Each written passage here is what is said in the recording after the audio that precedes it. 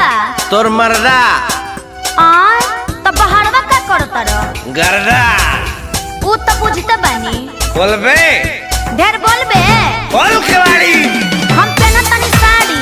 ना खोलबे तो दूर दे हां तो घर के मुंहवा थूर दे अरे तो खोला हां बोल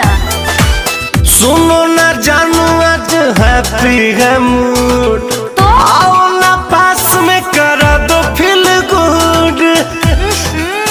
ये जी मुंह महक रहा है आपका पिए हुए हैं का सुनो ना जानू आज हैप्पी है मूड तो आओ ना पास में करा दो फील गुड बोल ना कोनो मजबूरी रहे का अतना पियल का जरूरी रहे का थोड़ा सा पीते इतना चाप के नहीं पीने वाले पीते कभी नाप